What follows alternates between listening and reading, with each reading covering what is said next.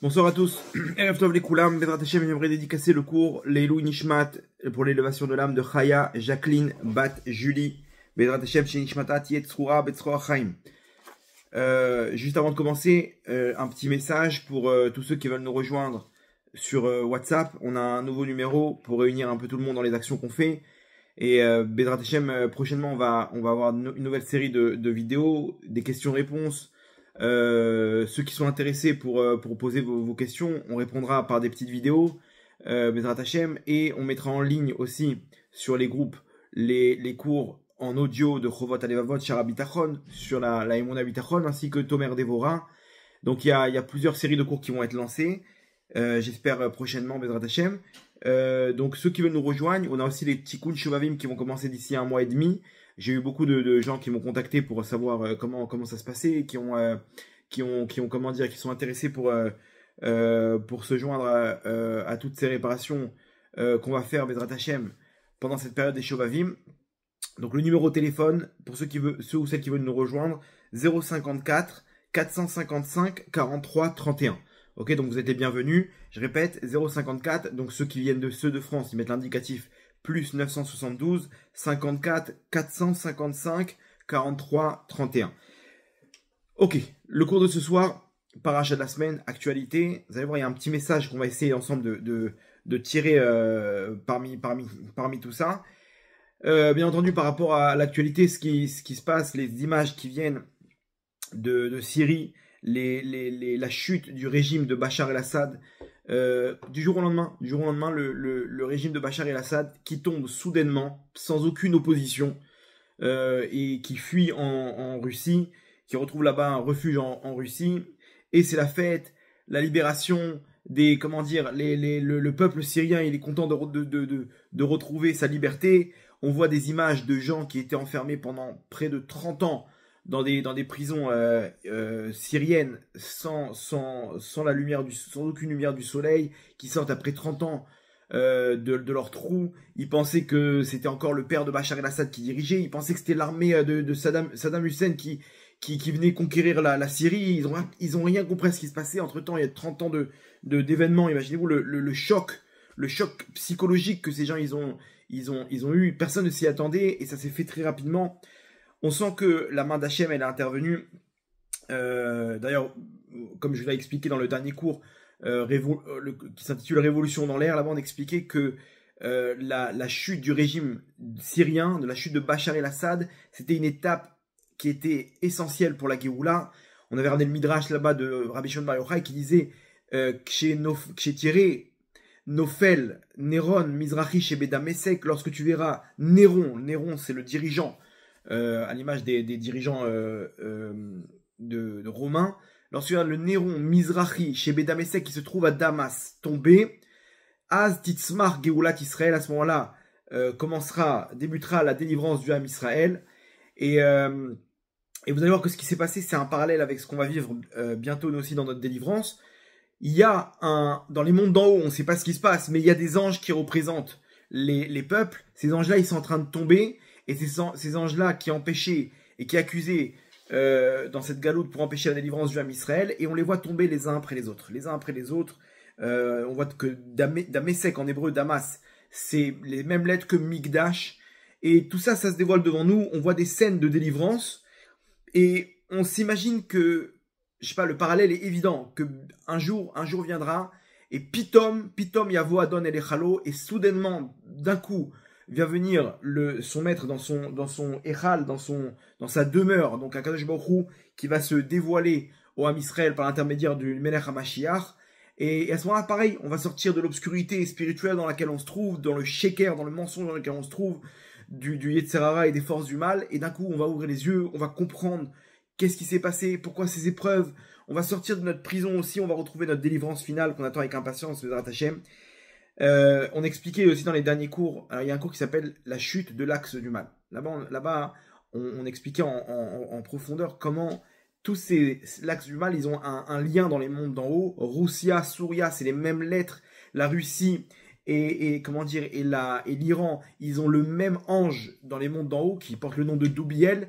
Et lorsque l'un est touché, automatiquement on peut se dire que toute la racine elle est touchée. Donc maintenant, on devrait voir, ok, notez ce que je vais vous dire, mais on devrait voir automatiquement la chute. Bon, on la voit déjà en Russie avec l'Ukraine de Poutine, mais surtout, les prochains sur la liste, c'est l'Iran, ok. On a vu les uns après les autres. Remarquez bien, comprenez qu'à Kadosh Baruch Hu, on est en pleine délivrance du Ham Israël. Et les uns après les autres, tous ceux qui se sont dressés contre Israël depuis le 7 octobre, ils ont eu un petit temps de réussite, et après ils sont tombés les uns après les autres. Que ce soit le Hamas djihad islamique là-bas à Gaza, avec la chute du Hezbollah, des réussites. Mais ils parlent de plus de 80% de leur arsenal, de leurs possibilités militaires. 80% du Hezbollah ont été neutralisés. Mais entendu l'histoire des beepers, ils ont perdu leurs doigts, leurs mains, leurs yeux, leurs bras, ils ont eu, comment dire, une réponse foudroyante, ok, par rapport aux capacités d'Israël, et ils ont perdu Nasrallah, ils ont perdu tous ceux qui sont montés au pouvoir jusqu'au dernier, et bien entendu tous les chefs, tous les responsables du Hezbollah, ils font plus partie d'entre nous.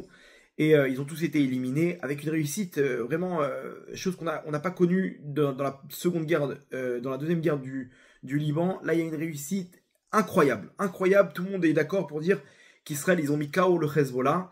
De là, bien entendu, Sinwar aussi qui est tombé. Et le régime de Bachar el-Assad avec une armée surpuissante, c'est-à-dire pas dans la quantité. Elle est affaiblie, elle était ancienne. Mais c'est une armée qui aurait pu faire mal à Israël.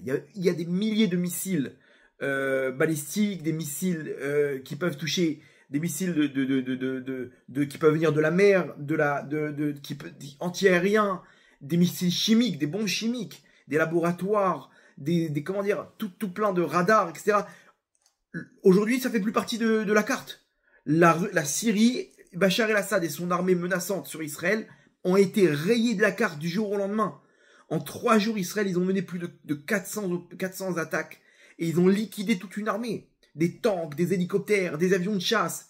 Imaginez-vous si, dans une confrontation régionale, chacun de ces avions de chasse, ils possèdent des armes, des bombes, des missiles balistiques, des hélicoptères. Il y aurait dû avoir des dégâts matériels et surtout humains sur l'armée d'Israël, sur les civils, sur nos frères.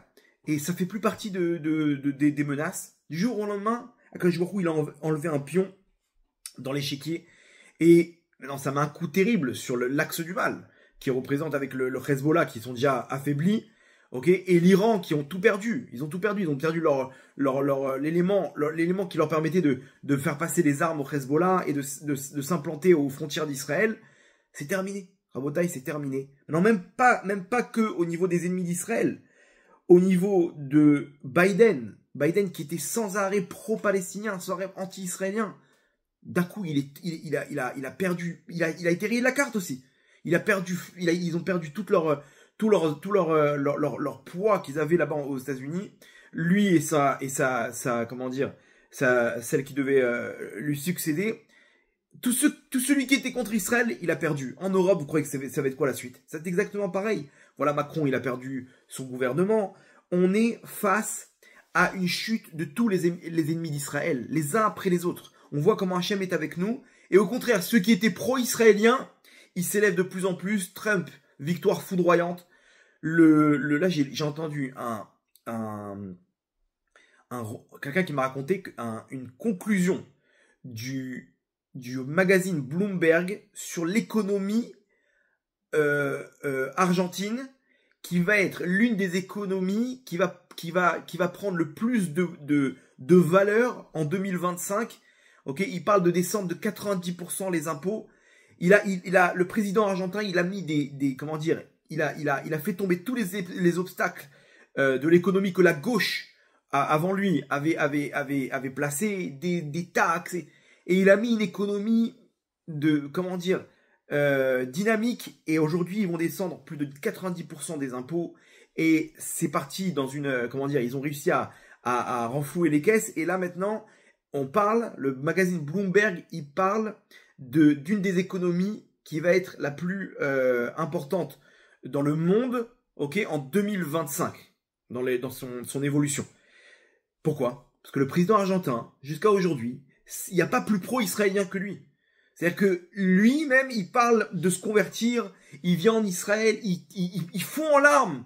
Il fond en larmes dans le discours à l'Assemblée israélienne. Rabotaï, on comprend ce qui se passe, on comprend qu'Israël, c'est l'action sur laquelle il faut investir. On comprend que l'Europe est en train de tomber, que le monde est en train de tomber. On sait très bien qu'en Europe, du jour au lendemain, on peut basculer dans une troisième guerre mondiale. Donc la suite, elle est claire. La suite, elle est claire. L'Iran, la Russie, ils risquent de suivre l'exemple de la Syrie.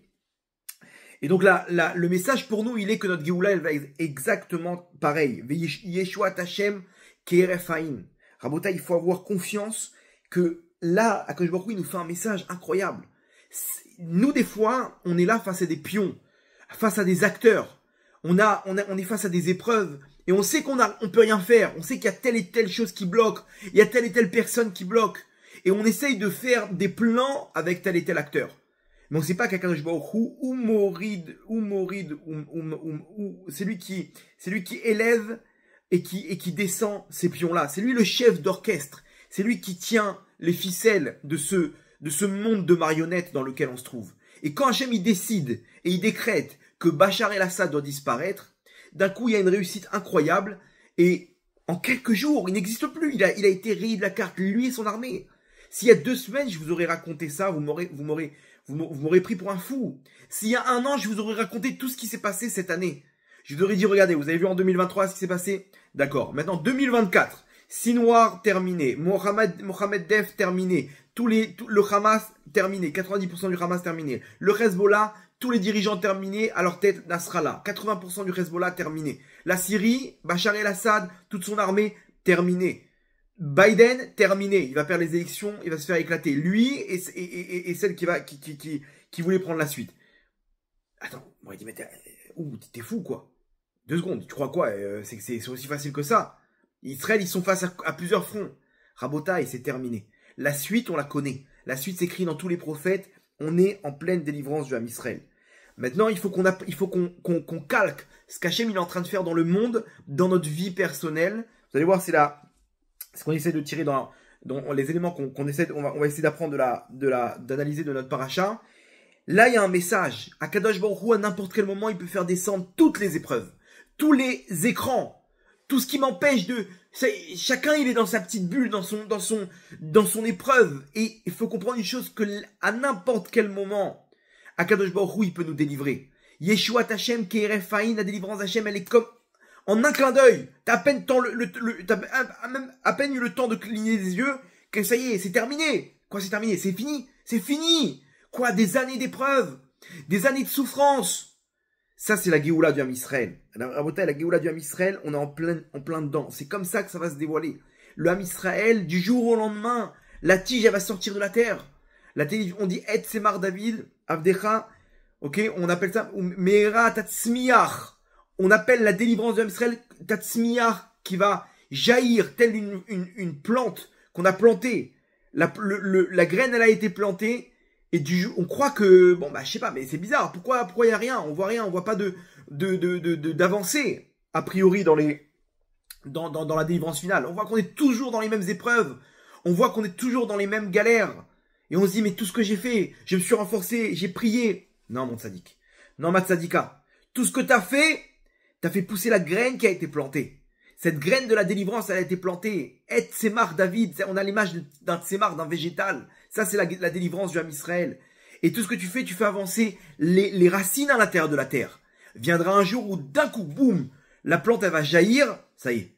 Ça, c'est la Géoula du Ham Israël. Ça va jaillir du jour au lendemain, ça va jaillir. Et on comprendra. Ah, ok, en fait, jusqu'à maintenant, il y avait une évolution. Jusqu'à maintenant, il y avait des résultats, sauf qu'on le voyait pas. On le voyait pas, il fallait s'armer de Imuna au Bitachon. Il fallait s'armer d'Imuna au Bitachon par rapport à tout ce qu'on n'arrive pas encore à voir de ce qui se passe dans les mondes d'en haut.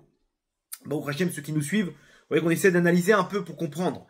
La suite, elle est évidente. Elle est évidente, Raboutaï, la suite. La suite, elle est évidente. Que là, les ennemis d'Israël, ils sont en train de tomber et le Ham Israël, il prend encore plus de force. Un jour viendra, et très bientôt, ok, où dans cette procédure, on aura le dévoilement de tout ce qui est en train de se passer dans les mondes d'en haut. Mais ce qui est sûr, c'est que déjà à Botaï, on est dans la Géoula du Ham Israël.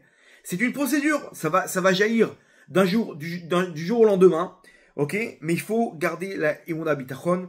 Donc, Bezrat Hashem, c'est l'objet du cours de ce soir. À travers la paracha, l'actualité, on va essayer de se renforcer en Emunah Bitachon pour faire avancer les choses de manière, de la meilleure des manières, ok? Avec l'analyse qu'on va essayer de faire, qu'on va essayer de donner dans la paracha de la semaine.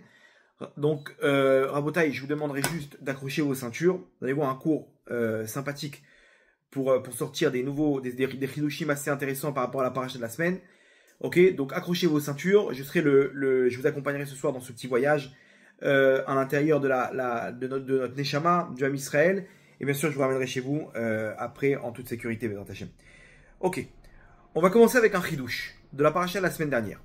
Le chidouche par rapport à ce que nos sages nous enseignent sur l'épisode avec Yaakov.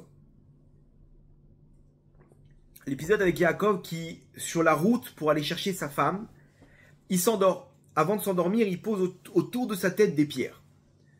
Ok, c'est un épisode un peu bizarre. Ok, on essaie de comprendre qu'est-ce qu'il veut faire Yaakov. Il cherche pas un coussin, hein, il n'est pas en train d'essayer de chercher à poser sa tête et d'installer des pierres autour de sa tête. Yaakov Avinu, il cherche à se protéger. Il cherche à se protéger des bêtes féroces. Maintenant, il fait le minimum le minimum de la ishtadlout qu'on doit faire. C'est-à-dire, il va pas commencer à construire un bâtiment. Il est entièrement dans les mains d'Hachem. Il a confiance en Hachem. Maintenant, Hachem, il lui demande d'utiliser ce monde. Ok, on vit pas dans un, on a quand même les pieds sur terre. Et Hachem, il nous demande d'avoir les pieds sur terre. Maintenant, ça dépend du niveau de Emouna que tu as. Si tu es conscient qu'Akadosh Baruch Hu, il intervient de façon minime dans ce monde, alors fais le maximum d'efforts. Mais si tu es conscient qu'Akadosh Baruch Hu, c'est lui, ce monde-là, et même les bêtes féroces, alors tu n'as même pas besoin de faire des efforts. Mais Akadosh Baruch Hu, il veut quand même qu'on utilise ce monde. Donc, qu'est-ce qu'il a fait Yaakov Avinu, il a mis des pierres autour de sa tête. La question, elle est 2 secondes. Tu veux te protéger. C'est-à-dire, imaginez-vous, il se protège que d'un seul angle de vue. S'il y a un serpent qui vient du côté de sa tête, il va voir des pierres. Donc, il va passer à côté sans s'apercevoir qu'il y a ici un homme. Et donc, de pouvoir lui faire du mal. Maintenant, si c'est un lion, le lion, même si tu as des pierres, il te voit. L'angle de vue du lion, il te voit. Il te mange directement. C'est pas... Non, minimum du minimum, il a fait Yaakov. C'est bizarre. Comment t'as pas peur des bêtes féroces? Comment, si tu fais ton ishtadlout, va jusqu'au bout. Au moins couvre tout ton corps. Pourquoi tu couvres toute la tête? Que la tête. Réponse Rabotai. Il y a un message derrière ce qu'il fait Yaakov pour nous dire une chose. Que lorsque tu as protégé la tête, automatiquement tout le corps il est protégé. Pourquoi? Parce que tout est dans la tête. Quand la tête elle est protégée, tout le corps est protégé. Quand tu interviens dans la tête, tu interviens dans tout le corps. Avant d'approfondir ce chidouche incroyable, je vais vous donner qui a donné ce chidouche. Celui qui a dévoilé ce chidouche, ok, c'est ni plus ni moins, on en a parlé, le président argentin, Javier Milei, ok, qui a donné ce chidouche dans une interview. Il a raconté ce que la Torah dit sur la paracha de la semaine et il a donné un message que tout est dans la tête. Quand tu protèges la tête, tu protèges le corps. Parce que vous savez il attend avec impatience de se convertir. Je crois qu'il est parti voir Rav David Pinto, Hashem Shmoroto, et il lui a dit, est-ce que je dois me convertir? Il a dit non, pas maintenant. Pas maintenant. Là maintenant, ce que tu fais comme le rôle qu'Hachem t'a donné, c'est en tant que goy, en tant que non-juif, et tu fais un très très bon travail pour faire grandir le nom d'Hachem. Et il a raison, c'est un chidouche incroyable. Vous allez voir, j'ai une question juste après sur son chidouche. On va essayer d'analyser ensemble. Maintenant, il a raison. Quand tu protèges la tête, tu protèges tout le corps. Quand tu agis dans la tête, tu agis sur tout le corps. C'est quoi la preuve? Vous allez voir 2 exemples, dans le bien comme dans le mal. Une personne qui reçoit un coup de téléphone de son médecin, après plusieurs analyses qu'il a fait. Et son médecin lui dit, monsieur, je suis désolé de vous annoncer, mais les analyses sont sorties négatives et malheureusement, il y a une tumeur dans le cerveau. Donc, apparemment, il vous reste quelques jours à vivre. Ok, je sais pas, c'est une tumeur avancée. On va tout faire. Vous inquiétez pas. Mais les analyses sont mauvais. Venez me voir au bureau tout de suite. Et on va essayer d'en parler tranquillement. Il raccroche. Et il commence à avoir le tournis. Il commence à voir tout noir. Son corps, il tremble entièrement. Il se retrouve il arrive, sa femme lui dit, mais qu'est-ce qui t'arrive? Tout va bien? Il n'arrive même pas à parler. D'un coup, le téléphone sonne. Sa femme répond. Lui, il est incapable. Lui, il est complètement déconnecté de la réalité. Sa femme, elle répond. Ah, docteur, comment allez-vous? Oui, je vous le passe. Tiens, c'est le médecin. Monsieur, je suis désolé, on s'est trompé de patient. Tout va bien. Vos analyses sont très bien sorties. Ils sont positifs. Désolé du contretemps. Tout va bien. On se voit plus tard. Call to. Bye. Accroche. D'un coup, il reprend ses esprits et il raconte à sa femme. Il raconte qu'en un instant, la mauvaise nouvelle, elle a complètement tétanisé. C'est-à-dire, il a perdu complètement les membres de son corps, le contrôle des membres de son corps. Il s'est retrouvé déconnecté entièrement. Il était à 2 doigts de s'évanouir. Imaginez-vous, une information, elle est rentrée dans son crâne. Regardez l'influence que ça donnait à son corps. Il a perdu en un instant le contrôle des membres de son corps. Dès qu'on lui a annoncé la bonne nouvelle, il a... Ouais, ascenseur... comment on dit Ah, j'ai le mot en hébreu.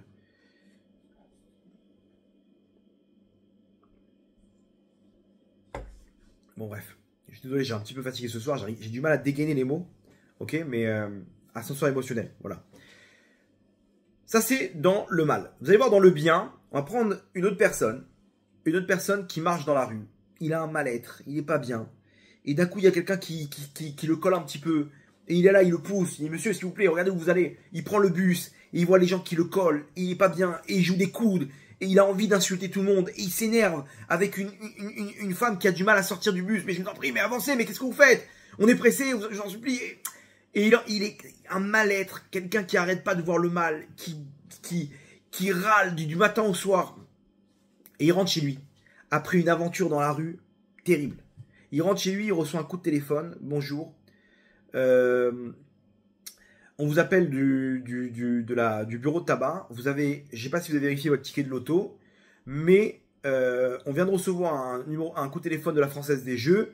Votre ticket a reçu le gros lot de la dernière dernier tirage. On parle de 50 millions d'euros. Voilà, je vous donne l'adresse. Il faut que vous allez chercher votre chèque à la Française des Jeux, tel endroit. Prenez, voilà, je vous laisse.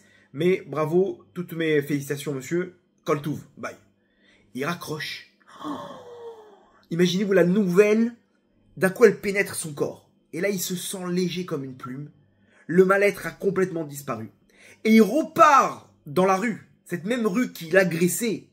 Ok? Et c'est exactement pareil. Il va reprendre le bus. Il n'a pas d'argent pour prendre un taxi maintenant. Il aurait bien aimé prendre un taxi à 50 millions d'euros. On peut se permettre. Mais il n'a même pas d'argent. Il n'a rien encore.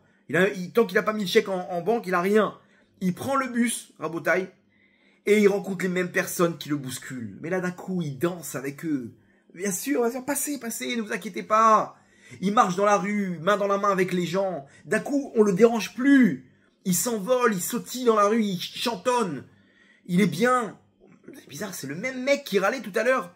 Le chauffeur de bus, il le regarde, il dit, tout va bien, monsieur, quelle drogue vous fumez là? Je fume pas de drogue, je suis en bonne santé, tout va bien, je suis heureux, je suis bien dans ma peau. Vous avez vu la différence? D'un coup, la bonne nouvelle, tout est dans la tête. Quand t'es pas bien, quand t'as un mal-être, tout ton corps, il déteste la vie. Quand tu te sens bien, quand t'as pris la bonne nouvelle, à ce moment-là, c'est bon. Donc, son ridouche, il est incroyable. Ridouche incroyable. Tout est dans la tête, c'est connu et reconnu. Et un jour, on m'a expliqué comment vous connaissez ces Japonais là, des experts en karaté, ils prennent leurs mains et d'un coup, bam, ils éclatent 10 briques en même temps. Et il y en a un qui m'a expliqué, il m'a dit, un expert en arts martiaux, je lui ai dit, dis-moi, comment ils font ces gens-là? C'est quoi, c'est un trucage? Il m'a dit non, il m'a dit tout est dans la tête. C'est un niveau de concentration où si tu arrives à concentrer ta force au bon endroit, tu peux envoyer une force qui peut briser toutes les briques. J'ai dit, waouh, c'est incroyable. C'est quoi, les mecs dans les pastèques, là, qui coupent avec leur tête la pastèque, c'est le même principe. Il dit, ouais, exactement, c'est le même principe. Et il faut, en fait, la force, elle est dans ta tête. Si tu arrives à te concentrer, ok, et que tu t'imagines que ta main, c'est un marteau de 10 kilos, donc t'arrives vraiment dans ta tête, t'arrives à donner la force à ton bras, à ta main, et à tes doigts, pour mettre un poids qui est beaucoup plus important que ce que tu aurais pu donner, et donc tu casses n'importe quoi, n'importe quel objet. Je dis, ouais, c'est incroyable. Un jour, je devais couper une pastèque, ok. On était avec mes enfants, un vendredi comme ça, et ils voulaient manger de la pastèque. Je prends la pastèque sur le plateau, et je dis à mon fils, amène-moi le couteau. Il va prendre le couteau, un grand couteau comme ça, dans son étui. Je dis, attends, tu sais quoi? 2 minutes, garde ton couteau, mon sadique. Je vais tenter quelque chose. Je commence à me concentrer avec ma main. Et je me dis, c'est le moment ou jamais. Il y a une belle pastèque. Je vais mettre un coup. Pas besoin de couteau, en un instant, on va la couper en deux, la pastèque. Regardez, maintenant, ils sont là tous autour de moi. Papa, tout va bien? Qu'est-ce que tu vas faire? Mes tzadikim, je vais tenter le tout pour le tout. Vous allez voir comment votre père, en un coup de main, tac, il va couper la pastèque en deux. Vous êtes prêts ou pas? Ah, ils sont comme des fous. Ok. Non, ils savent pas que moi j'ai un passé d'émissions de télé, de tous ces trucs-là. C'est nouveau pour eux. Je suis là avec la pastèque devant moi. Je me concentre et je m'imagine ma main tel je sais pas, une brique comment dire, une brique une masse comme ça, une grosse, vous voyez ces grosses briques là. Je vois la brique comme ça, je la mets sur le côté. Je donne toute ma force dans la brique. Je sens le poids. Je sens le poids dans ma main. Et boum, je mets le coup à bataille. Et je sens la douleur dans ma main. La pastèque, elle est intacte. C'est-à-dire, en fait, je me suis complètement ramassé. Ils étaient en fou rire, les enfants. La pastèque, elle a roulé sur le plan de travail. Et je me suis raté. Maintenant, je vais vous expliquer pourquoi je me suis raté. Juste avant de toucher, j'ai eu une petite voix dans ma tête qui est intervenue. Il m'a dit, et si jamais tu rates ton coup? Et si jamais, vous connaissez ce si jamais? Et si jamais ça marche pas? C'est vrai, je me suis jamais entraîné, non? Tu t'entraînes, tu vois le truc, tu vois la différence. Et si ça marche pas? Waouh! C'est-à-dire, cette pensée, elle m'a mis en l'air, elle m'a enlevé le 100% de concentration que j'avais, et je me suis ramassé. C'est-à-dire, si tu t'es 1% de déconcentration, c'est terminé. C'est-à-dire, j'imagine que les gens, ils ont dû s'entraîner pendant des heures et des heures de méditation sur le sujet. Donc voilà pour la petite histoire, mais n'essayez pas à la maison, mais c'est comme ça que ça marche. Tout est dans la tête, Non, moi j'ai une question, ok, monsieur le président argentin, j'ai une question à votre ridouche. Le ridouche, il est comme ça. On va voir dans les parachutes qui vont suivre, le Midrash va nous raconter ce qui s'est passé avec Esav. Esav, le frère de Yaakov, ok, au moment où on enterre Yaakov, on nous dit qu'il s'est interposé, il a dit non, c'est moi qui dois être enterré ici. Bon, bref, il fait des problèmes aux enfants de Yaakov, jusqu'à que le fils de Dan, Hushim il s'appelle, lui il était sourd-muet. Il comprend pas pourquoi on n'enterre pas notre grand-père. C'est un manque de respect pour le corps si on fait attendre son enterrement. Et ça prend des heures et des heures, et lui là il fait des scandales. Mais qu'est-ce qui se passe là, Ribono Shalom, pourquoi on veut pas enterrer Yaakov? Et on lui explique, on lui fait signe avec des langages des signes, on lui explique que Esav, il veut le contrat. Non, c'est moi l'aîné. Hushim, il n'a pas perdu son sang-froid. Il a tapé un sprint, il a pris un bâton. Boum, il coupe la tête d'Esav. Genre, c'est quoi le problème? C'est Esav. Je vais lui régler son compte. Il lui coupe la tête. Maintenant, dans le Midrash, on dit que le corps de Esav, il est tombé sur place. Mais la tête de Esav, elle a roulé. Et elle est tombée à l'intérieur de Maharat Amarpela, du caveau des patriarches, où devait être enterré Yaakov. C'était une genre de grotte. Et la tête, elle a roulé dans le corps. Et, bien entendu, tous ceux qui étaient avec Esav, ils ont tremblé de peur. Ils ont dit, bon, c'est la bagarre, là, maintenant. Non, on veut pas se battre. Mais ils ont compris qu'ils ont perdu leur leader. Ils ont pris le corps d'Esav et ils l'ont enterré là où ils devaient l'enterrer. Maintenant, nos sages nous disent que c'est pas pour rien. Ce scénario qu'Hachem, il a fait rouler la tête d'Esav à l'intérieur du caveau des patriarches, qui est l'entrée du Gan Eden. L'entrée du Gan Eden, elle se trouve à Hebron, dans Meharat Marpella, une des entrées. Pourquoi la tête d'Esav, elle a mérité d'être enterrée là-bas et pas son corps? Nous disent nos sages parce que dans sa tête, Esav, il avait des bonnes intentions. Dans sa tête, Esav, il avait des projets. Effectivement, il voulait. Il avait comme projet de faire tchouva. Il voulait se rapprocher d'Hachem. Quand on lui a pris les brachot, même si son cœur était contraire à toutes ces mitzvot, toute cette avodat Hachem, tout ce travail à fournir. Esav, dans sa tête, au fond de lui, il voulait tout ça. Il aspirait à faire tchouva. Et ça, Yitzhak, qu'il a vu. Il a vu cette motivation qu'il avait. Et d'ailleurs, quand il a compris qu'on lui avait pris les brachot, il a marqué Vaïzak, Zeaka, Gedola, Umara, Admeod. Il a poussé un cri là-bas de détresse, de tristesse. Non! Non, je veux me rapprocher de toi. Je veux me rapprocher d'Hachem. Et on aurait pu lui faire tchouva d'abord avec Léa et après avec Dina. Donc il y avait quelque chose. Il y avait quelque chose dans sa tête. Il voulait, il avait une bonne volonté. Et savent. Donc le fond était bon, mais la forme, son corps était complètement empris de la faute. Et tous les jours, c'était la même histoire. Il tombait et il se relevait pas. Il était tout le temps dans la faute, en fait. Mais au fond, lui, il voulait bien faire. Il savait, ok, je vais prendre. Si mes parents, ils ont envoyé Yaakov dans la famille de Lavan, chercher une femme, donc moi aussi, je vais prendre la famille de mes parents. Je vais aller chercher chez Ishmaël. Il est parti là-bas se marier avec la fille d'Ishmaël. C'est-à-dire il cherchait à bien faire, mais il était trop empris de mal. Donc, sa tête, qui avait des bonnes pensées, elle est tombée dans le caveau des patriarches, et son corps, qui était imprégné par le mal, il a été enterré ailleurs. Donc, entre eux, ses pensées, ses actes, il y avait deux choses différentes. Donc, la question, elle est 2 secondes. Toi, tu m'as dit que tout est dans la tête. Que si la tête, elle veut quelque chose, alors le corps, il suit. Le corps, il suit. Le corps, il doit être aussi influencé par les bonnes pensées de la tête. Ok? Donc, c'est pour ça que quand Yaakov, il a protégé sa tête, il a en fait protégé tout son corps. Maintenant, pour Esav, il avait des bonnes pensées, il avait une bonne volonté. Pourquoi c'est pas le même principe? Pourquoi ici, tu m'as séparé la tête du corps? Normalement, c'est le même principe. Si tout est dans la tête, ces bonnes pensées, elles auraient dû donner une force à tout son corps. Kouchia sur le président argentin, Rabotai. Qu'est-ce qui se passe? Pourquoi c'est pas le même principe? Réponse, vous allez voir sur cette réponse, on va construire. De cette réponse-là, on va tirer un chidouche. Le chidouche, il est simple. Chaque mitzvah qu'on fait dans ce monde, Rabotai, on donne une lumière spirituelle sur le membre qui correspond à la mitzvah. C'est-à-dire que quand je mets les tefilines, je vais illuminer le bras spirituel qui se trouve dans mon nefesh. Et sur la tête aussi.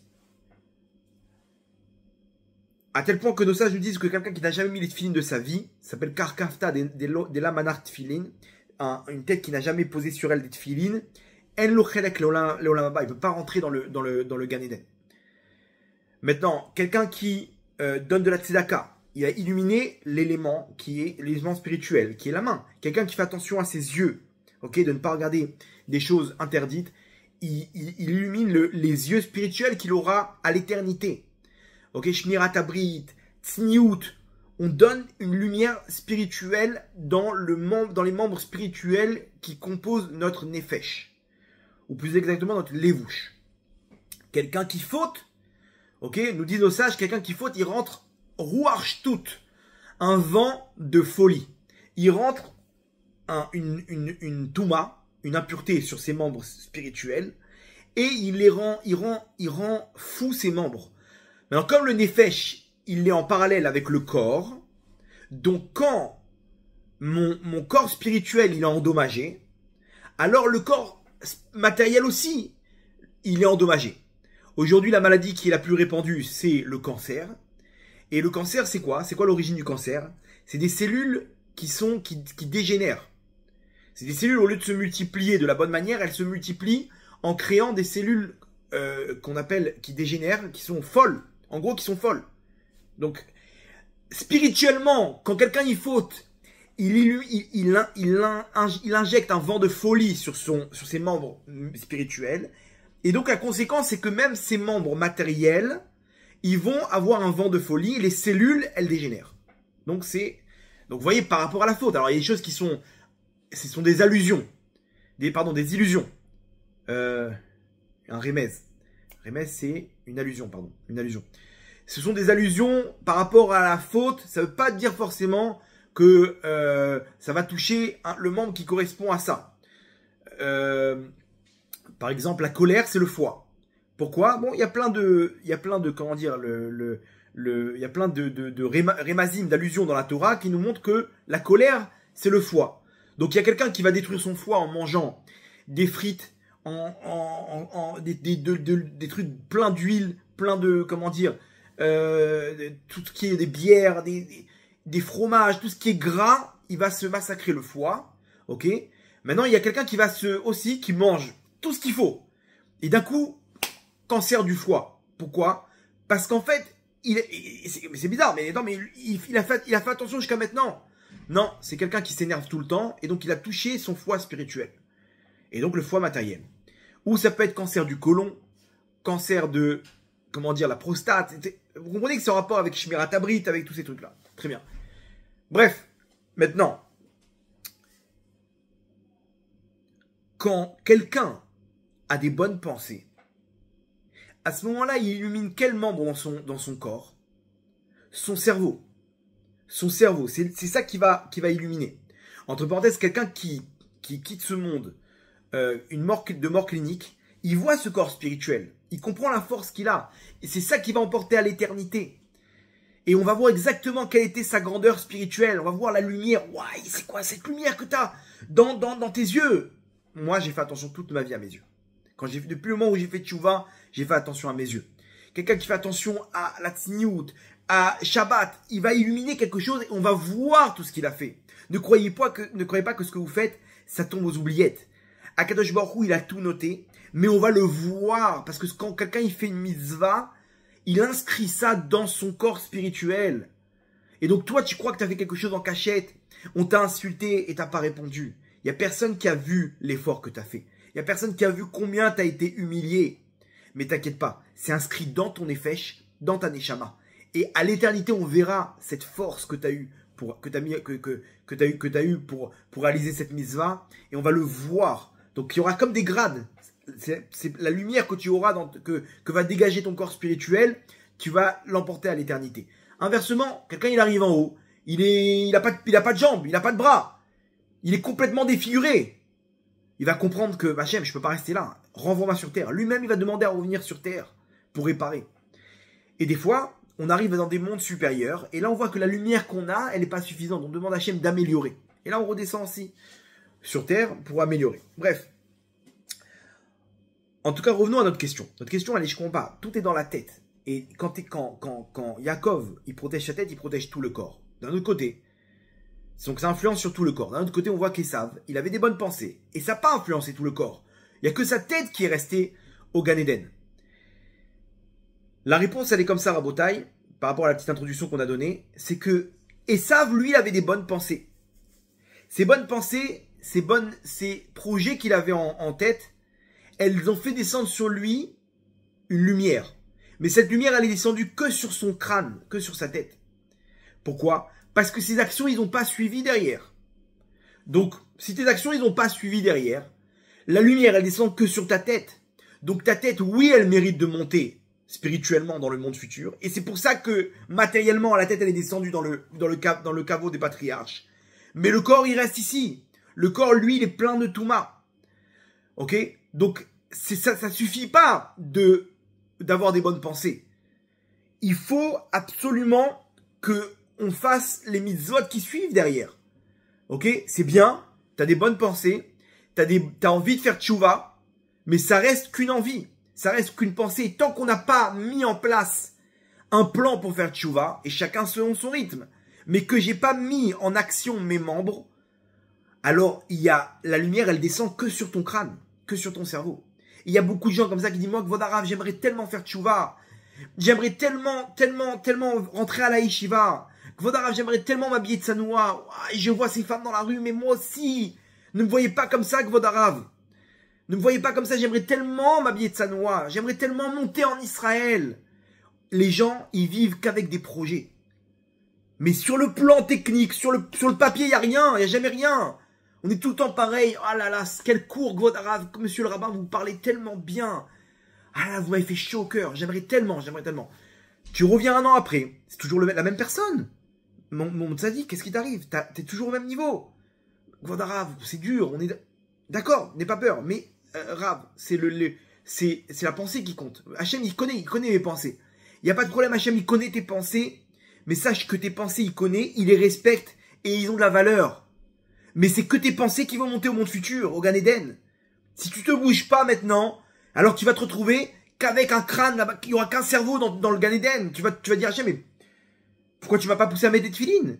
Hachem, il me regarde combien de personnes je t'ai envoyé pour mettre des tefilines. T'as jamais voulu rien faire, t'es tout le temps resté sur, c'est les pensées qui comptent. Donc il n'y a pas de problème, mais ces pensées qui comptent, s'il n'y a pas un plan derrière, il n'y a pas une évolution, c'est que les pensées qui vont monter au monde futur. Par contre, dans le cas de Yaakov, Rabotai, c'est complètement différent. Yaakov, en plus de réaliser toutes les mitzvot qu'il y avait dans la Torah, le chidouche du président argentin, il est que Yaakov, il nous apprend un deuxième enseignement. Pas que tu fais descendre la lumière là où tu agis, mais en plus, nous apprend Yaakov que quand tu as la Emouna au Bitachon, rappelez-vous pourquoi il a gardé sa tête. Il a gardé sa tête par Emouna et Bitachon, il a confiance en Hachem, que tout vient d'Hachem et que c'est Hachem qui le protège. Donc si c'est Hachem qui me protège, mes actes ne peuvent pas contredire cette pensée. Mes actes, ils doivent être en coordonnance avec mes pensées. Hachem, c'est lui qui donne la force au lion, au serpent, au tigre, au vautour, à ce que tu veux. C'est lui qui donne la santé, la joie, la bonne... Tout ça, ça vient d'Hachem. Maintenant, Hachem, bien entendu, je dois montrer quand même un signe matériel pour que tu puisses agir dans ce monde-là. C'est toi qui as décrété ça. Tu as décrété qu'on doit faire une ishtadout. Mais alors, quel ishtadout? Chacun selon son niveau. Voilà mon niveau, Hachem. Moi, mon niveau, il est que tout est dans la tête. Moi, j'ai la pensée que c'est toi qui fais tout et j'ai confiance en toi, Hachem. Donc, Yaakov, il nous apprend une deuxième chose. Que en plus de faire la Torah et les mitzvot, il faut pas être un robot. Tu fais pas ça parce que, voilà, je suis comme un fonctionnaire. Non, il faut faire la Torah et les mitzvot en tant qu'aventure avec Hachem. Hachem, je veux que tu m'accompagnes. Je sais très bien que tout ce qui m'arrive dans ce monde-là, ces épreuves-là, d'aller à gauche, d'aller à droite, ok, de mettre maintenant des pierres, pourquoi tu fais pas plus dans ta vie? Parce que c'est là que je fais rentrer Hachem dans ma vie, quand j'ai confiance en lui. Et pour ça, ma vie, elle va se diriger selon ce bitachon b'Hachem. Donc, Yaakov, il nous apprend que ça suffit pas. Le premier niveau, c'est de faire la Torah les mitzvot comme un fonctionnaire. Le deuxième niveau, c'est de comprendre qu'Akadosh Baruch Hu, il m'accompagne. Et la réalisation de mes mitzvot, la réalisation de mes actes dans ce monde-là, elles vont être dirigées par cette confiance que j'ai en Hachem. Qu'Hachem m'accompagne et qui me donne tout ce que j'ai besoin dans ce monde-là pour réaliser la mission que j'ai sur Terre. Et donc, si tu as cette pensée, nous disent nos sages, Abotear B'Hachem, celui qui a confiance en Hachem, c'est quoi ta confiance? Tu suis, quand il y a une personne en qui tu fais confiance, ok? Ta maman, elle te dit, mon fils, fais-moi confiance. Tu sais combien je t'aime? D'accord, fais-moi confiance. D'accord, maman, je te fais confiance.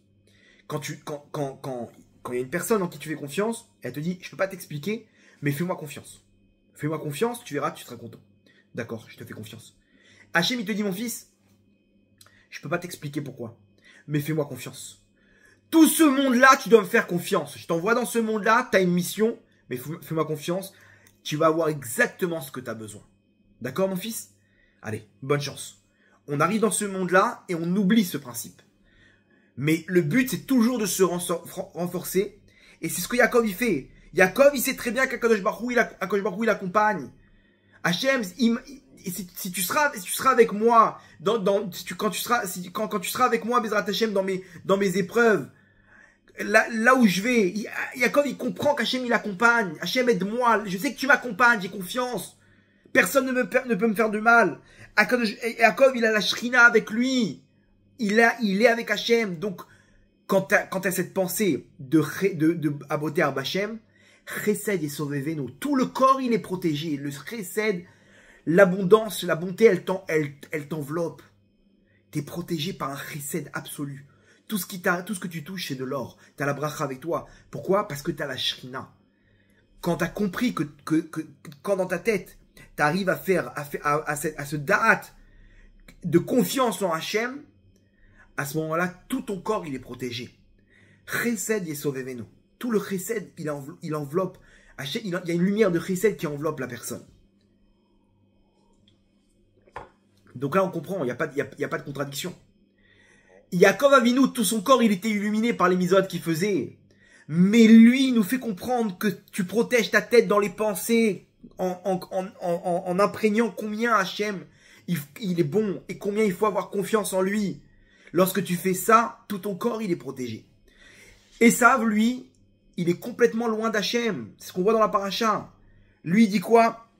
Il dit quoi à Yaakov? Yesh li rav. J'ai beaucoup de choses. Contrairement à ça, Yaakov, il dit Yesh li kol.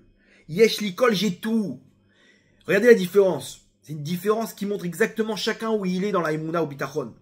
Quand Yaakov, il dit j'ai tout, c'est-à-dire quoi? Il me manque des choses, mais je suis pas dans qu'est-ce que les objectifs de qu'est-ce que j'ai besoin et qu'est-ce qui me manque. Il est conscient de ça, Yaakov. Attention, on parle pas de quelqu'un qui est perché. Mais donc il a des projets. Il sait très bien où est-ce qu'il doit intervenir, où est-ce qu'il doit avancer dans sa vie.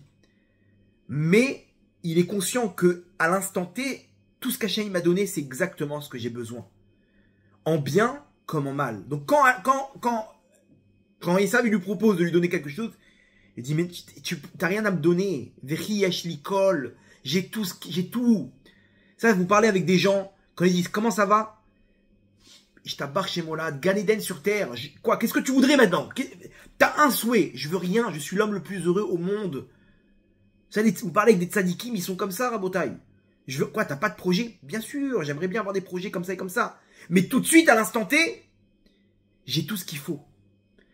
J'ai une femme, j'ai des enfants, j'ai un toit, j'ai mon frigo qui est plein. J'étudie la Torah. J'aime Hachem, Hachem il m'aime. Qu'est-ce que tu veux de plus dans ce monde? Qu'est-ce que tu veux de plus? J'ai des projets. Mais là, à l'instant T, je suis au top. Et alors, on vit au jour le jour. Demain, je vais essayer un truc, ça marche pas, tant mieux. Ces gens-là, ils sont heureux. Ils sont bien dans leur peau. Pourquoi? Parce que tout vient de la tête, Rabotaï. Ils ont gagné au loto. Ils sont avec Hachem, ces gens-là. Et Sav, lui, il n'est pas du tout avec Hachem. Yesh li rav. J'ai beaucoup. C'est-à-dire quoi, j'ai beaucoup? C'est-à-dire que lui, il est dans les objectifs. Là, maintenant, j'ai atteint beaucoup d'objectifs. Mais indirectement, qu'est-ce qu'il nous montre par là? Que j'ai encore beaucoup d'objectifs. C'est en gros, je serai jamais content. Je suis toujours en train de courir derrière les désirs de ce monde, derrière les plaisirs, derrière les contrats, derrière les objectifs. Arrête-toi, mais prends conscience de ce que t'as. Arrête de voir tout ce qui te manque tout le temps. Non. Aïn Ra'a, il est tout le temps en train de voir ce qui lui manque. Ça, c'est la société des dômes aujourd'hui. Prenez quelqu'un, il vous dit, moi, si je gagne au loto, alors à ce moment-là, j'achèterai comme ça, et comme ça, et comme ça. Et en gros, ça y est, j'ai fini ma vie. Rabotaï, c'est faux. La Gemara nous dit, Yesh lo mane rotse mataim. Quelqu'un qui a 100, il arrive à une satisfaction, mais il débloque un nouveau potentiel de vouloir 200. Dès qu'il a 200, ok, à ce moment-là, il est content. Il a sa nouvelle Mercedes. Il est bien. Ouah, quel kiff. Je suis l'homme le plus heureux au monde. Ça y est, on est heureux. On peut mourir tranquillement.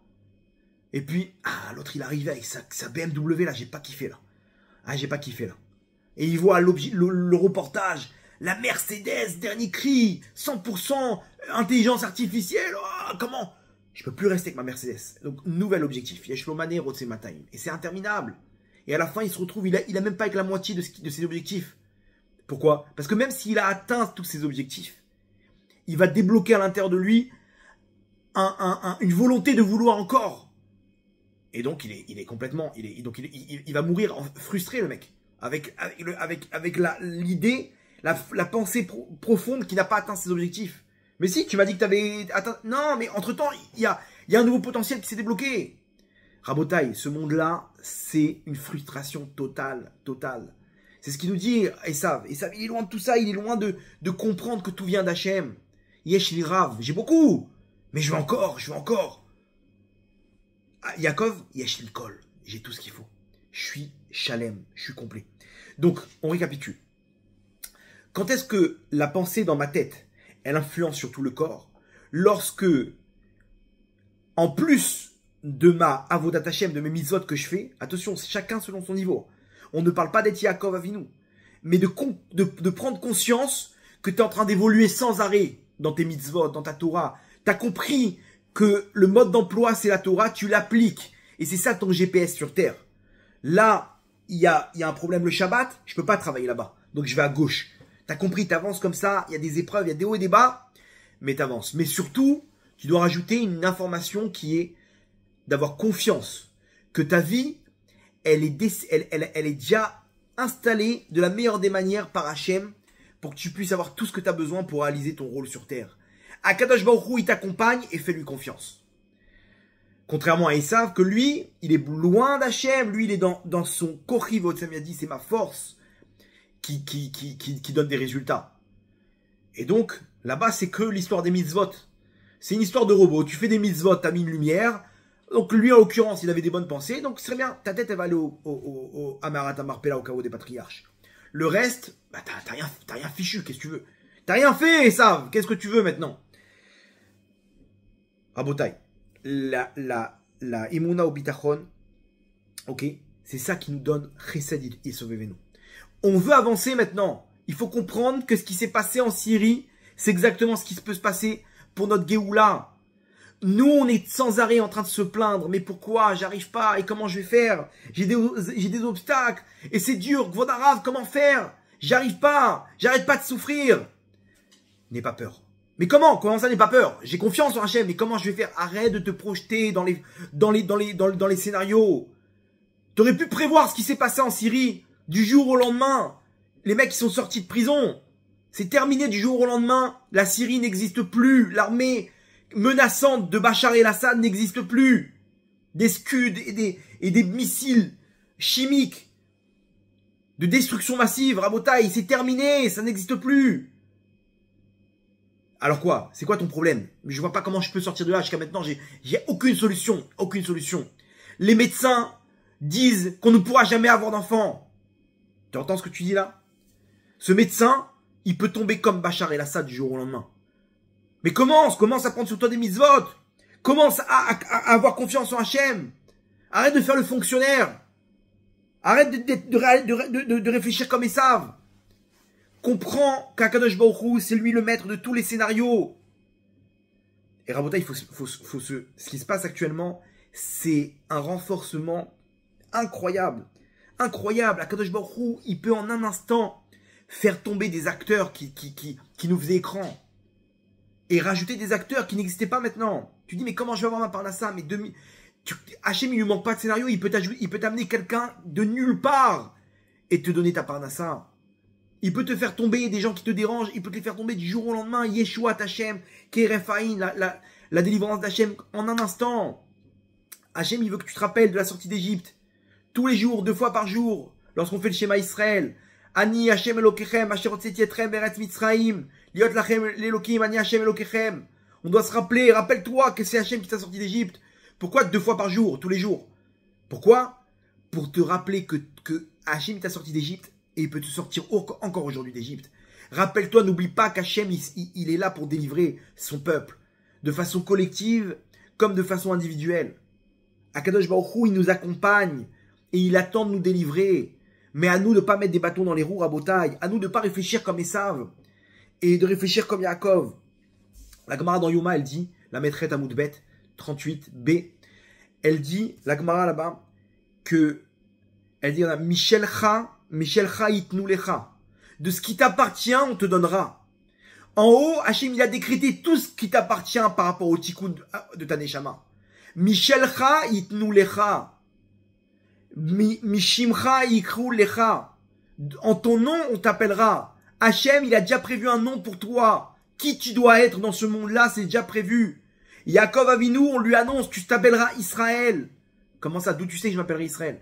T'es déjà inscrit dans les mondes d'en haut. C'est déjà gravé dans le trône céleste, le nom d'Israël. Israël, c'est Yaakov, avec ses actes, il arrive à ce niveau qui est Israël.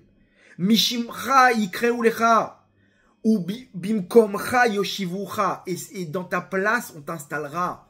Arrête de jouer des coudes avec les gens pour essayer d'avoir des rôles dans ce monde-là, des jobs, parce que on va t'installer exactement là où tu devais être. On va t'installer exactement là où tu devais être. On va te donner exactement ce que tu devais avoir. Personne au monde ne pourra te donner plus que ce qu'Hachem il a décrété. Et personne au monde ne pourra t'enlever ce qu'Hachem a décrété. Oui, mais lui, il m'a pris de l'argent. Il t'a pris de l'argent qui ne t'appartenait pas. Pourquoi? Parce que Michel Chai et Tnoulecha, tout ce qu'on te donne, c'est ce qui a été décrété en haut. Donc maintenant, c'est inverse. On doit réfléchir à l'inverse. Ne crois pas que tes actes, elles vont t'amener la richesse que tu as maintenant. Cette richesse a été décrétée sur toi bien avant que ta Neshama elle descende sur terre. Et alors quoi? Alors les scénarios de ce monde-là, ils vont t'amener à ce qui a été déjà décrété pour toi. Donc Michel Cha, Yitnou Lecha. De ce qui t'appartient, on va te donner. N'aie pas peur, ne crois pas que on t'a arnaqué. Non, c'était pas à toi. C'était pas à toi. Toi, t'as fait ta ishtadlout, t'as fait ce qu'il faut, mais t'as fait que avancer ce qui a déjà été décrété dans les mondes d'en haut. Tu crois que tu vas arriver plus rapidement dans l'endroit qui a été décrété pour toi? Je vous partage une petite pensée personnelle. Tout le temps, ma frustration que j'avais, et je me renforce tout le temps, je m'enforce avec vous dans ce cours-là, hein, je ne suis pas du tout à ce niveau-là. Mais j'avais tout le temps une frustration de vouloir faire quelque chose avec... Je sais que j'ai beaucoup à donner, je sais qu'Hachem m'a donné beaucoup de choses. Et de donner des cours, de voir un juif se rapprocher d'Hachem, ça me donne une satisfaction incroyable. Et j'ai beaucoup de choses à transmettre, vraiment. Et j'aimerais tellement monter ce qu'on appelle un Beth Midrash ou une yeshiva. Et chaque fois, là où je suis à Ashdod, rien à faire. Et j'ai dû abandonner le collège où j'étais. Et j'ai réuni là-bas des élèves. Et j'ai monté une yeshiva, que le matin, à mi-temps. Et c'était une catastrophe. Les mecs, ils venaient pas. Et je savais que j'avais fait un sacrifice pour ça. Je savais que... Et chaque fois, je suis là en train de me dire, en train de prier Hachem. Je dis, mais Hachem, je prie et je demande. Et je dis, Hachem, je t'en supplie, donne-moi la possibilité de pouvoir sortir cette lumière qui est en moi. Et je me dis, chaque fois, je suis frustré de me dire, mais pourquoi ce projet-là, il n'a pas abouti? Et pourquoi ce cours-là que je voulais mettre en place, il n'a pas abouti? Et pourquoi cette série de cours que je voulais diffuser, j'arrive pas à la mettre? Ok, donc je comprends qu'il y a des obstacles. Mais ce qui me renforce, c'est tout le temps la même chose. Bimkomcha yoshivucha. On te mettra à la place, on t'installera à la place qui a été décidée pour toi. Si tu dois être un roche yeshiva, n'aie pas peur, Hachem il t'amènera là-bas. Si tu dois t'occuper d'un Beth Midrash, on t'amènera là-bas. Si tu dois t'occuper de rien du tout, ok, c'est pas pour toi. Donc là maintenant, la place que tu as, c'est la place qu'Hachem il a décidé pour toi. Donc il n'y a pas de débat possible. Toi tu as un plan, Hachem il a un autre plan. Il n'y a pas photo. Hachem, tu fais ce que tu veux. Et donc ma frustration tout le temps, je la calme avec... Ne crois pas que tu vas faire avancer les choses plus vite que ce qui a été décrété pour toi. Bimkomcha yoshivucha. Que ça soit Ashdod dans une autre ville, n'aie pas peur. Quand ça viendra, ça viendra. Et donc, ça donne des forces. Parce que tu n'es pas en train de dire... celui qui pense inversement de tout ça, Rabotai, c'est de la kfirout. C'est un manque d'émouna. C'est un manque d'émouna. On t'a pas volé de l'argent. On te donnera exactement le poste que tu dois avoir. N'aie pas peur. Ça me rappelle un jeu. Il y avait un jeu, je crois que c'était à... Je sais plus dans quel parc d'attraction. Peut-être au parc Astérix, bref. Walt Disney. Il y avait un genre comment dire, comme une voiture tamponneuse qui était sur un rail, et il y avait un parcours où là-bas tu pouvais accélérer, reculer, je sais pas, non, que accélérer, et tu pouvais conduire. Maintenant tu pouvais conduire de façon limitée. C'est-à-dire qu'il y avait, si tu allais à droite, et que dans le rail, dans le parcours, ça prenait à gauche, alors la voiture elle allait prendre à droite, mais le rail allait te ramener quand même à gauche. Ok, c'est-à-dire qu'on te laissait en fait une marge de manœuvre. Tu pouvais accélérer, tu pouvais bloquer le truc. Donc c'était sympathique, quoi. Les gens, ils kiffaient. Ils rentraient dans celui qui était devant parce qu'il était un petit peu trop lent. Mais bon, t'étais quand même limité. Ok? Ce jeu-là, c'est exactement ce qui se passe dans notre vie. Hachem, il a déjà créé les grandes lignes de notre vie. Tout est déjà installé. Si tu dois devenir comme ça ou comme ça, tout est déjà installé. Toi, t'as pris ta route dans le rail. Ok? Vous allez voir qu'il y en a qui sont même pas encore dans le rail. Tout est décrété pour eux, mais ils ont pris le rail inverse, dans le mauvais côté. Tu dois être un commercial. Tu seras un commercial dans le bien ou dans le mal. Mais ce nom-là qu'on a décrété pour toi, Bishimcha Ikraoucha, qu'on t'appellera, que tu auras cette capacité de parler aux Am Israël, de les convaincre de se rapprocher d'Hachem, c'est à toi de choisir où tu le feras dans le bien, où tu vas convaincre une secrétaire là-bas dans un coup du président à te virer de l'argent. Vous comprenez? C'est deux rails différents. Mais dans ce rail que tu as emprunté, ne crois pas que tes actes ils vont t'amener dans un autre endroit que ce qui a été décrété pour toi. Ce que tu vas faire, tu vas juste faire accélérer les choses, ou tu vas croire que tu sors du rail, mais t'inquiète pas, Akadosh Baruch Hu, il t'accompagne. D'où on apprend ça? Il y a un moussa incroyable sur ce qui s'est passé avec Shaoul HaMelech. Avant de devenir roi, Shaoul HaMelech, il s'est passé un épisode incroyable avec son père. Son père qui a perdu des ânesses. Il avait des ânesses, des 3 ânesses, je crois, des atonotes, qui sont perdus. Il taille son troupeau, il se retrouve, elles sont où les ânesses? Et il cherche, il vient, il appelle son fils, donc Shaoul. Il lui dit, je t'en prie, prends avec toi il avait un genre de bras droit comme ça, hein, qui était là pour les aider. Prends-le avec toi, je t'en supplie, essaie de voir si tu trouves les ânesses. Elles sont parties par là, je crois. Essaie de faire un petit tour. Je t'en prie, mais t'éloigne pas trop. Et Shaoul, il marche. Ok. Et il marche comme ça pendant... il fait plusieurs villes, plusieurs endroits. Et il trouve pas les ânesses. Maintenant, ils arrivent à un endroit. Ils arrivent à un endroit qui s'appelle Tsouf. Mais Shaoul Amar Lenaro, à Sherimo, il a dit aux jeunes qui étaient avec lui, Lecha Venashuva, viens, on retourne à la maison. Ok, Pen Yerda la vie mina atonot, Veda Aglanou. J'ai peur que mon père, il s'inquiète et il croit que nous aussi, on a été perdus. On a été perdus avec les ânesses. Vayomerlo inena ish Elohim ba'ir azot. Et le jeune qui était avec lui dit, attends, j'ai vu une affiche là dans la ville où on se trouve. Il y a un Navi, il y a un prophète. Ce prophète qui se trouvait là-bas, c'était Shmuel Navi. Il y a un prophète là-bas dans la ville. Viens, on va le voir. Il va nous donner une information par rapport aux ânesses. Il lui dit, attends, mais je sais pas de quoi lui donner. Il dit, attends, j'ai un peu d'argent. Viens, on va le voir. Ok. Ils arrivent là-bas. Vaya alua ir, bon, je vous passe la suite. Vaya alua ir ema ba'im betor ha'ir veine Shmuel yotze likratam la'alot abama. Dès qu'ils arrivent, Shmuel il sort. Maintenant, Shmuel il recevait des gens pour les aider, pour les conseiller, pour faire des jugements là-bas qu'il y avait entre plusieurs personnes. Et là-bas, il leur dit stop, je dois recevoir quelqu'un maintenant, si vous me permettez. Il sort et il va à la rencontre de Shaoul. Alors regardez le pasouk incroyable. Vadonai gala et ozen Shmuel yom echad lifne bo Shaoul les morts. Hachem, il a dévoilé aux oreilles de Shmuel un jour avant, donc la veille, la venue de Shaoul dans cette ville. Et il lui a dit, Hachem lui a dit en ces mots, Ka'et machar, demain à la même heure. Ok? Donc Shmuel à ce moment-là, il regarde sa montre, il voit 4h moins quart. Demain à la même heure, Eshlach elecha ish me'eretz Binyamin. Je vais envoyer chez toi un homme de la région de Binyamin, ou Mesharto, les Nagid, ou Mesharto, et tu le oindras en tant que dirigeant al-Ami sur mon peuple Israël, Veoshia et Ami Miyad Pelishtim. Et il va libérer mon peuple de la main des Philistins, qui Raïti et Ami, qui bat Sakato Elai. Car j'ai vu la souffrance de mon peuple, que sa douleur est venue jusqu'à moi. Ou Shmuel Ra'a et Shaoul. Donc Shmuel maintenant, il est 4h moins quart, il regarde sa montre. Imaginez-vous maintenant, on va prendre l'épisode avec cette information que a transmis Hachem à Shmuel. Lui, il est là, mettez-vous dans la peau de Shmuel. Shmuel, il est présent avec les gens autour de lui. Il voit 4h moins 20. Excusez-moi, on doit terminer. J'ai un autre rendez-vous. Et il sort à 4h moins quart. Et qui voit bien entendu devant lui? Shaoul. Ou Shmuel Ra'a Shaoul, Vachem Anaou Ineaïch. Maintenant, Hachem, il lui envoie une deuxième info. Tu te rappelles ce que je t'ai dit hier? Le voici. Te trompe pas, c'est lui. Parce qu'ils étaient deux, rappelez-vous. Ils étaient deux. Lui et le petit jeune qui était avec lui.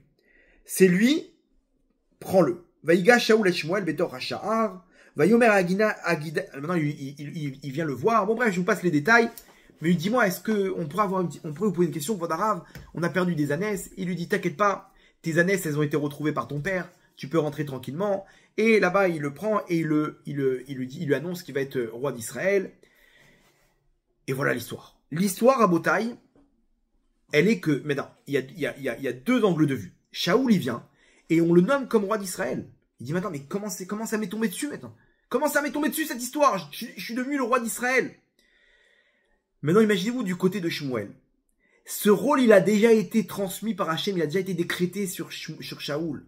C'est-à-dire que, Akadosh Baruch Hu, à partir du moment où il a décrété qu'il allait avoir un roi sur le Ham Israël, tout de suite, il a nommé Shaoul. Cette Neshama, elle était déjà prête.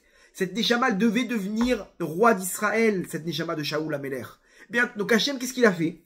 Il a fait un scénario où le Ham Israël, il a un besoin qu'un roi règne sur eux. Et donc, ils ont prié. Et donc, Hachem, il a écouté la prière. Et maintenant, Hachem, il doit nommer quelqu'un. Pour ça, il utilise le prophète Shmuel. Et il va faire un scénario où il va faire en sorte que les ânesses, elles se perdent et qu'on n'arrive pas à les retrouver pour qu'ils arrivent dans la ville de Shmuel et que Shmuel, il puisse annoncer ça à Shaoul. Vous avez vu l'histoire? C'est-à-dire que tout ça, c'était prévu. Maintenant, on connaît la suite. Il va massacrer les Pélishtim. Il va sauver le Ham Israël des Pélishtim, Shaoul, comme Hachem, il a décrété. Maintenant, Shaoul lui-même, il priait Hachem. Hachem, aide-moi. Avant les guerres, il priait Hachem, aide-moi, je t'en supplie. Aide-moi à vaincre l'armée des Pélishtim.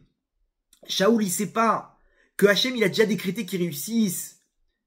Bien entendu, il a fauté un moment, Shaoul. Il n'a pas fait ce qu'il faut et il a perdu sa place. Mais dans la mesure où il est sur le rail, Shaoul, quoi qu'il fasse, il va devenir roi et il va réussir. Et c'est ce qu'on dit, Bimkom Chayoshivucha. Rabotai, c'est chacun d'entre nous, on a exactement notre délivrance. On a exactement notre rôle sur terre. Et ne croyez pas il y a personne au monde qui peut nous enlever ça. Akadosh Baruch Hu, il nous amènera là-bas. Il nous amènera là-bas. Une fois, on m'a raconté à Ashdod ici une histoire avec le fils du Rav Yoram Abergel, Rav Chaim Yosef David Abergel. Un grand tzaddik, Baruch Hashem, qui a pris la succession de son père, qui était aussi un grand tzaddik, Baal Roi HaKodesh. Il devait faire, comment dire, il y avait un de ses élèves qui a perdu sa femme à Ashdod, qui a perdu sa femme, il ne pouvait pas venir à l'enterrement. Donc il a promis de venir à la fin des 7 jours de deuil. Et donc il était entre deux cours, il a pris la voiture. Non, pardon. Ils l'ont contacté à la fin des 7 jours de deuil pour qu'il vienne faire un petit mot de Torah à la fin des 7 jours de la Skara. Il leur a dit, je suis désolé, à ce moment-là, j'ai un cours. Je vais pas pouvoir me libérer. Je suis désolé. Et le jour donc de la fin de la Skara des 7 jours, il prend la voiture avec son chauffeur pour aller vers le cours de Torah. Et il sortait d'un cours, il était très fatigué, il s'endort. Il s'endort et il voit devant elle la défunte, celle qui est partie, la femme de son élève qui est partie, qui vient le voir et lui dit, Kvod Harav, ça me ferait plaisir si vous venez dire un cours, un mot de Torah pour l'élévation de mon âme, de l'Elou Nishmati. Est-ce que ça vous dérangerait de faire un tout petit détour, ok, et en même temps de transmettre un message à mon mari qui est très triste, qui n'arrive pas à s'en remettre.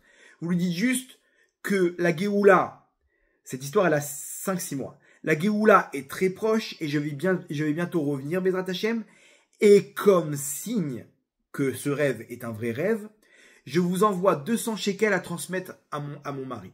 Ok, dites-lui que ça vient directement de moi. Il se réveille, le Rav Abergel, il se réveille, il a un feu rouge, et il y a quelqu'un qui tape à sa fenêtre.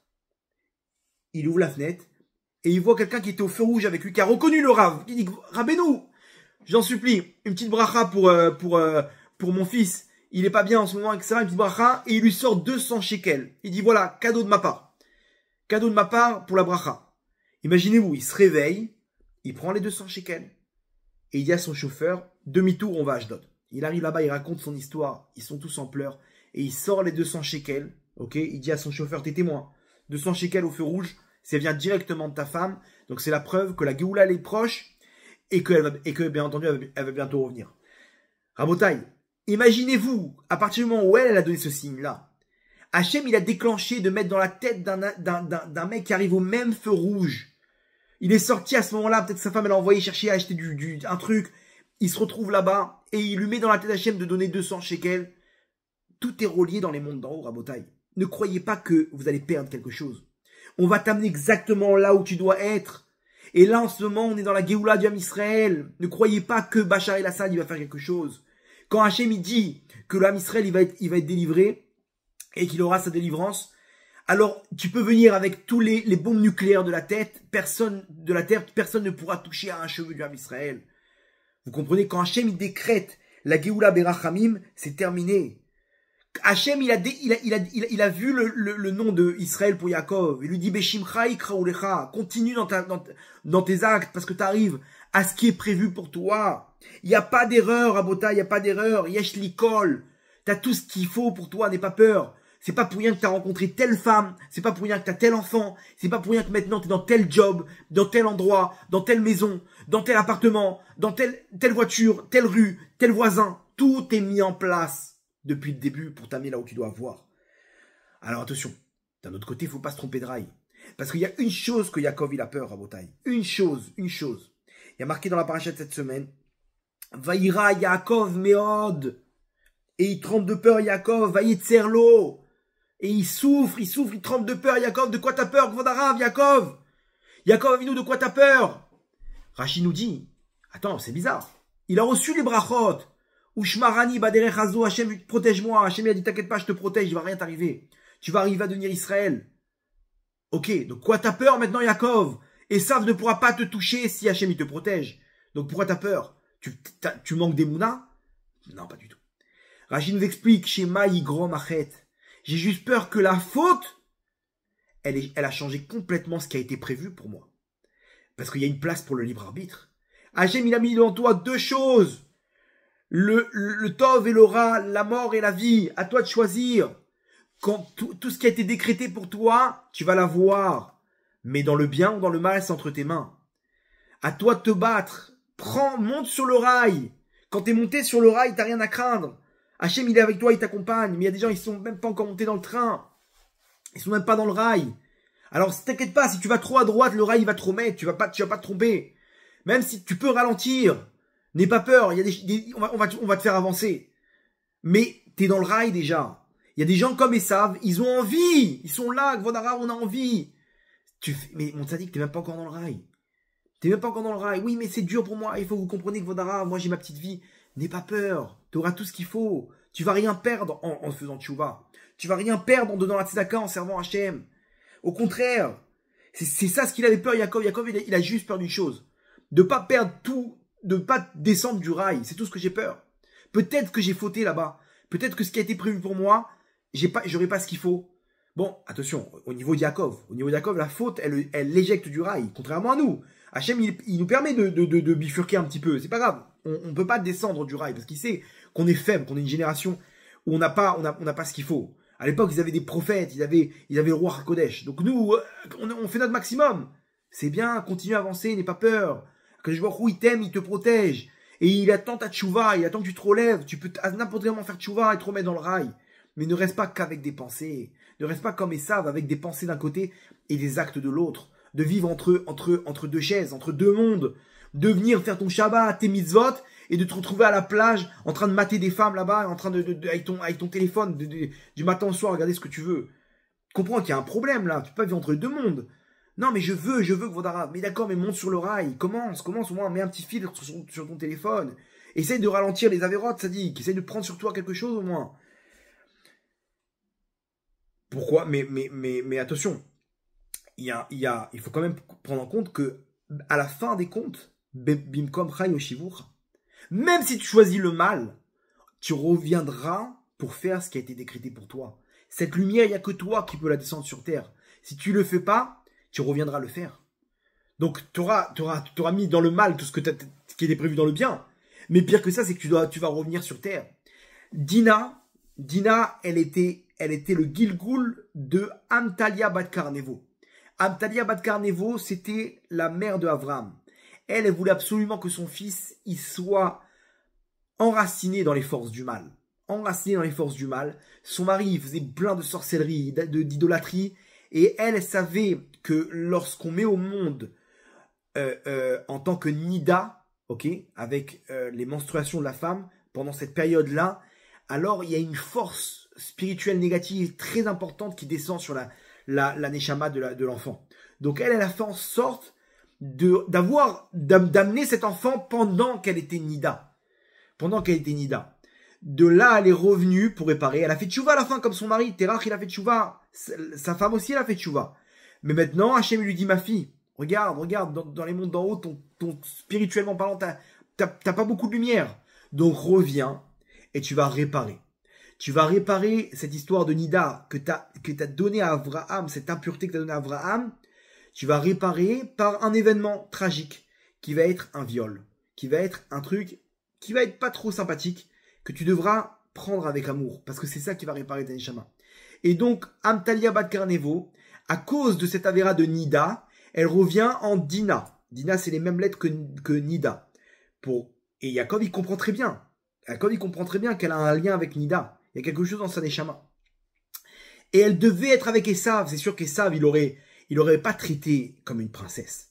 Il aurait été, bon, on a vu ce qui s'est passé avec le plat de lentilles, ok, et c'est ce qui risque de se passer, ok, avec sa femme. Donc, c'est pas pour rien. Dina, elle aurait dû subir ça, et elle aurait aidé à faire tchouva, mais elle aurait réparé sa neshama. À partir du moment où Yaakov, il a privé de Esav, donc elle se retrouve, elle doit réparer sa neshama par un viol, par quelque chose qui va réparer rétroactivement sa neshama. Et donc, elle tombe entre les mains de Shrem ben Hamor. Et tout le monde connaît la suite de l'histoire. Yaakov Avinu, à cause du fait... Alors, mais regardez comment la boucle elle se ferme. Yaakov, il aurait dû donner Dina, sa fille, à Esav. Et il aurait fait tchouva à Esav. Maintenant, à partir du moment où il n'a pas fait, il a été puni par le fait que sa fille, elle est tombée avec un autre homme. Mais non, mais il est pour rien, lui. Pour quel rapport Dina, elle est pour rien. Non, elle doit réparer. Mais Yaakov aussi, il aurait dû faire tchouva. Il aurait dû amener la tchouva à son frère. S'il n'a pas fait...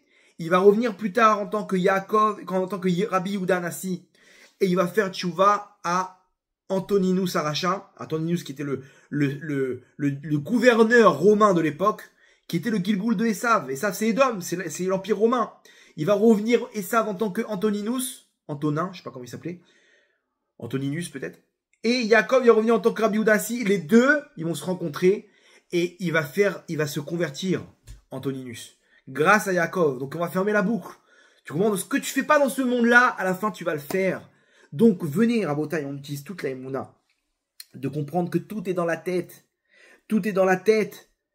Akadosh Baruch Hu, il va t'amener exactement là où il a prévu que tu sois. Continue d'avoir confiance en Hachem. Personne ne pourra t'enlever ce qu'Hachem il a décrété pour toi. Ne désespère pas, parce qu'en un instant, on peut sortir Me'afela Leora, de l'obscurité vers la lumière. De l'obscurité, comme c'est ce qui s'est passé pour ce peuple syrien qui s'est retrouvé dans un régime de dictature de Bachar el-Assad. Et d'un coup, la liberté. Je ne sais pas ce que ça va donner chez eux. Mais nous, le Ham Israël Rabotai, d'un coup, le régime de dictature de cette galoute, des forces du mal qui nous massacrent nos Neshamot, soudainement, il peut aussi tomber Rabotai. Et à ce moment-là, c'est Yeshua Hashem Kerefaim. N'aie pas peur, ne désespère pas. La délivrance peut arriver à n'importe quel moment.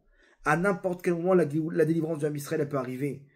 Et pitom yavo Adon Alechalo. Et d'un coup, le Machar, il se dévoile. Chauffard, c'est terminé. Quoi? Mais attends, mais j'avais des plans. Je me dis, mais comment on va faire maintenant avec l'Iran? Comment on va faire avec en Israël, le Erev Rav, les trucs? Arrête tes plans.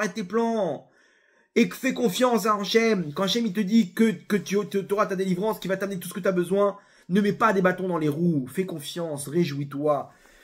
T'as gagné au loto. Garde cette émouna. Continue tes mitzvot, continue d'avancer, continue de servir Hachem. Mais attention, ne fais pas le fonctionnaire.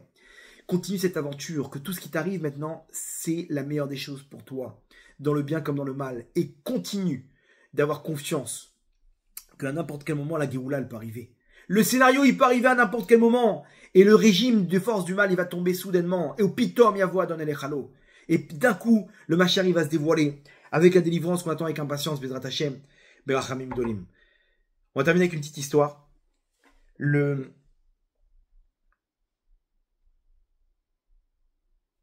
L'histoire d'un, je crois que c'était aux États-Unis, dans une yeshiva.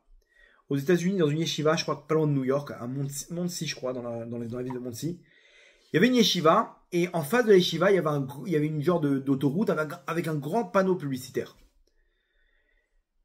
Un matin, ils sont sortis. Il y avait un comment dire, des étudiants en Torah là-bas, des Avrechim, mariés, père de famille.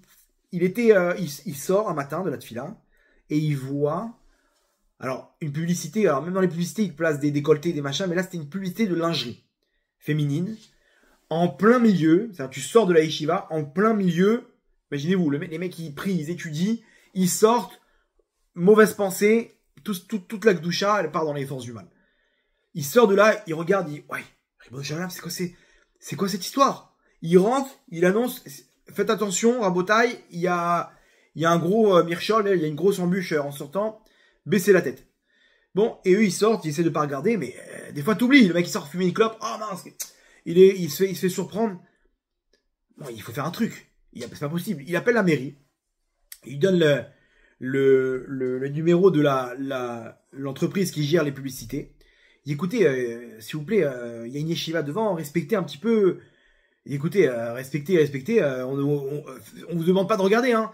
Les publicités, je sais pas, chacun il fait ce qu'il veut, quoi. Tu veux regarder, tu regardes pas, tu regardes pas. Je peux pas. J'ai un contrat maintenant de cette marque de lingerie qui a payé pour les 40 prochains jours. Les 40, non. Pour la dernière semaine. Ok. Très bien. Il dit, attendez, mais quoi, il y en a encore pour une semaine? Une semaine. Et après, il dit, il y a 40 jours de battement et il y a une nouvelle pub. Donc, entre nous, si vous voulez pas maintenant prendre la place, il se peut que cette pub de lingerie, elle va rester jusqu'à 40 jours qui suivent, jusqu'à qu'on on va pas se prendre la tête maintenant. Il dit, mais non, mais il faut l'enlever. Non, il reste une semaine. Attendez. Ok. J'ai pas compris. C'est-à-dire que, si maintenant moi je prends une nouvelle pub, vous êtes obligé de l'enlever. D'accord. Maintenant, si je prends pas de nouvelle pub, l'écran il va rester là-bas pendant 40 jours. Oui, à part s'il y a un nouveau client. Ok. Laissez-moi réfléchir, je vous appelle. Bon, une semaine de souffrance et tout. Il parle avec sa femme, il dit, écoute, on a un peu d'économie, ok, de côté. L'histoire, elle est qu'il y a 40 jours où on peut sauver toute une yeshiva que leur Torah, elle puisse être une Torah Gdosha. Une Torah de pure. Ça coûtera ce que ça coûtera, mais je suis persuadé que si on fait pour Hachem, on ne sera pas perdant. Hachem, il va pas m'enlever. Si cet argent, il n'est pas à nous, eh ben, on le récupérera pas. Ok? Et peut-être qu'on l'aurait perdu d'une autre manière. Si cet argent, il nous appartient, alors il reviendra. Mais là, on doit prendre cette mise. Qu'est-ce que t'en penses? Elle dit, écoute, fonce, je suis avec toi. Très bien. Il débloque l'argent, il appelle la société, il n'y a pas de client, toujours pas de client? Non, toujours rien. Ok. Combien ça coûte les 40 jours? Écoute, c'est à hauteur de $1000 par jour. Donc, c'est $40 000. Ouais, je vous en supplie. Mes économies, c'est $36 000. Est-ce que ça vous dérangerait de me faire un prix? Écoute, si tu prends 40 jours, etc., je t'en supplie. J'ai que ça comme économie, j'ai envie de le faire. Bah, vas-y, tu prends. C'est bon. Marché conclu. $36 000. Viens, fais-nous le virement et envoie-nous le graphisme de ce que tu veux qu'on place. Il réfléchit, il dit, mais attends, mais graphisme, rien, j'ai pas de graphisme, mais c'est un truc blanc. Non, il n'y a pas de truc blanc, ça n'existe pas. C'est où tu restes là-bas tant qu'on te remplace, mais il n'y a pas de truc blanc, c'est pas professionnel. Ok, alors vous savez ce que vous allez mettre? Vous allez mettre tous les jours, vous allez mettre un compte à rebours. 40, premier jour. Deuxième jour, 39. Deuxième jour, 38. Ok, vous allez faire un compte à rebours comme ça, sympathique, avec un grand numéro, super. Ok. Eux, c'est leur travail. $1000, pourquoi? Pour que tous les jours, il y a un mec qui vienne, qui met un truc. Ok, d'accord. Et tous les jours, je vais sentir les $1000 que j'ai donné pour Hachem. Chaque jour, encore $1000 qui descendent. Tac, tac. Ouais. Tous les jours, il y a $1000 qui descendent de mon compte, toutes mes économies. Et il sort, au début, il avait la rasera. Il voyait le 40. Voilà. Mais il était satisfait de dire, regarde, Hachem, c'est pour toi. Et il voyait comment il a sauvé toute une yeshiva, 200 bachurim des avérotes. Il reste 7 jours. Alors imaginez-vous que dans la ville, ça a attiré la curiosité. Il reçoit un coup de fil, Coca-Cola Company. Bonjour monsieur, on a reçu votre numéro de l'entreprise de publicité, de marketing. On voudrait vous racheter votre compte à rebours. Il dit, comment ça vous me rachetez mon compte à rebours? Et écoutez, vous n'êtes pas au courant, mais votre compte à rebours, il fait le buzz. Il est passé hier aux informations aux États-Unis. Et les gens, ils se posent la question, Il a fait le journal de 20 heures, le mec. Il s'est même pas rendu compte aux États-Unis, les gens, ils en peuvent plus. Qu'est-ce qui se passe? Un mec, il a mis 40 000 $ pour faire un compte à rebours. Qu'est-ce qui se cache derrière? C'est sûr que le dernier, le 0, ça va être une pub que tout le monde va être... Il y aura une foule devant. Donc, on ne sait pas ce que vous avez comme publicité, mais on aimerait bien vous racheter votre dernier panneau publicitaire et mettre une pub de Coca-Cola. Ok? Maintenant, on comprend que vous avez investi, on comprend que vous avez fait quelque chose de grand, on est prêt, votre prix sera le nôtre. Il dit non, c'est pas avant. Il va savoir maintenant, ils vont lui mettre comment dire, une fille déguisée en Papa Noël avec une bouteille de Coca et pareil en mini-jupe. Il dit non, ça va coûter cher cette histoire. Ok, il dit écoutez, c'est un gros investissement pour moi. Et écoutez, quand on dit que votre prix sera le nôtre, on parle, je vous donne un petit aperçu de 300 000 $. 300 000 $, vous comprenez? Oui. Ok, je vais réfléchir. Maintenant, lui, il se dit, attends, je peux pas prendre le risque qu'ils mettent une femme qui va... Moi, j'investis, c'est ma mitzvah, personne va me la prendre. Il réfléchit avec sa femme et tout. Et sa femme, elle lui dit, mais demande-leur, qu'est-ce qu'ils vont mettre comme publicité, c'est tout. S'ils mettent un ours blanc, alors c'est bon. Ok, il les appelle. Maintenant, ils sont injoignables, les mecs. Injoignables, il n'a pas pris de numéro, machin. Eux, ils le rappellent la veille. Et ils lui disent, écoutez, on a compris que vous n'êtes pas aussi facile que ça. Après plusieurs discussions avec le PDG de Coca-Cola Company, on a décidé de multiplier par 10 notre offre. Et on parle de 3 millions $. Alors, il m'a dit, il voulait accepter. Juste, il leur dit, ok, d'accord, j'accepte. Maintenant, il tremble d'excitation, mec. À une seule condition. Montrez-moi la photo que vous allez mettre. J'ai besoin de voir, moi aussi, je suis curieux, j'ai besoin de voir la photo. Il n'y a pas de problème, mais c'est confidentiel. Vous signez un contrat que vous n'avez pas le droit de la diffuser, et on vous la montre. Effectivement, c'est un truc très mignon.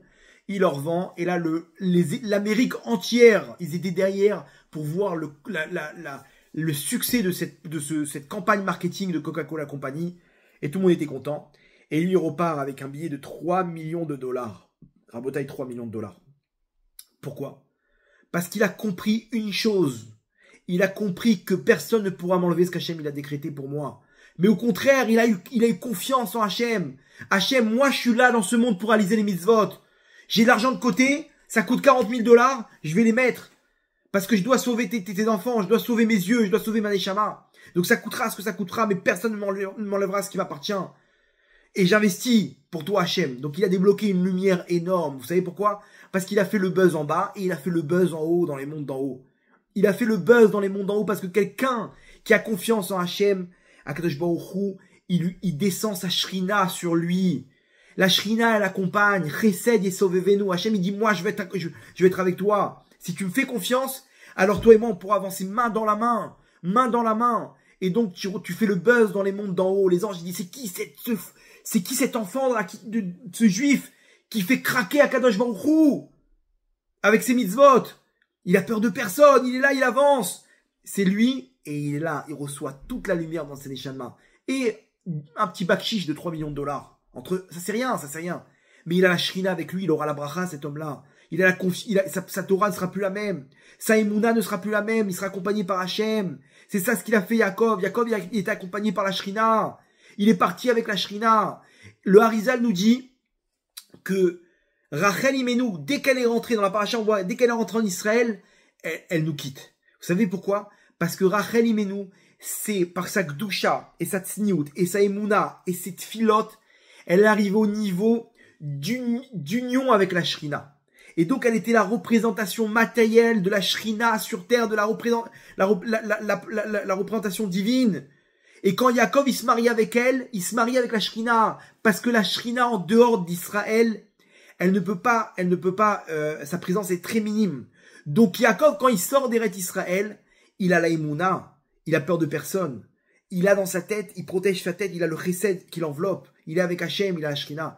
Maintenant, quand il sort d'Eretz Israël, la Shrina, elle perd de sa valeur. La présence divine. Donc, Hachem, il lui donne la représentation matérielle qui est Rachel qui va l'accompagner. Maintenant, quand il revient en Israël, Rachel, elle a terminé son rôle sur terre. Elle était là pour accompagner en tant que Merkava la Shrina, en tant que char de celle qui avait la Shrina en elle. d'accompagner Yaakov. Une fois qu'elle arrive en Israël, la Shrina, elle reprend le relais. Et Rachel, elle a fini son rôle sur terre. Donc, dès qu'elle arrive en Israël, elle nous quitte. Donc, Rabotai, nous aussi, on peut être accompagnés par la Shrina. La Shrina, elle peut nous accompagner et nous apporter toutes les brachot sur terre. À nous d'avoir confiance que Yeshua Tachem, que quoi qu'il en soit, le régime du mal, il va tomber. Le régime des forces du mal, du Yetzerara, il va tomber. L'épreuve dans laquelle je me trouve, d'une minute à l'autre, pitom yavoa don alechalo.